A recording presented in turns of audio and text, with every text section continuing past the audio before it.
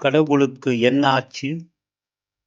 நமக்கெல்லாம் வயித்து வலின்னா டாக்டரை பார்ப்போம். அவர் என்ன சாப்பிட்டீங்க, எப்போ சாப்பிட்டீங்கன்னு கேட்டு மருந்து கொடுப்பார். ஆனா, கடவுளுக்கே வயித்து வலின்னா யார்கிட்ட போய் கேட்பார்? இந்த ஆலயத்தில் பக்தர்கள் கடவுளுக்கு பல வகை வகையான பிரசாதங்கள் வழங்குவது வழக்கம். ஆனா, அன்னைக்கு என்ன ஸ்பெஷல்னு தெரியல. கடவுள் பிரசாதத்தை ஃபுல் கட்டு கட்டிட்டார்.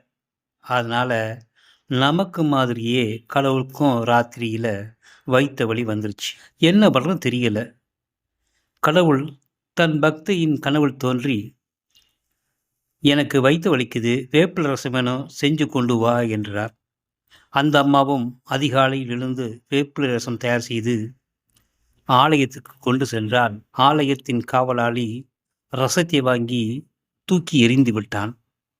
அந்த அம்மா, அட கடவுளே, உனக்கு வைத்த வலி, என்னால் உனக்கு இந்த ரசத்தை கூட கொடுக்க முடியலையே, மனசு வலிக்குது என்று அழுதாள்.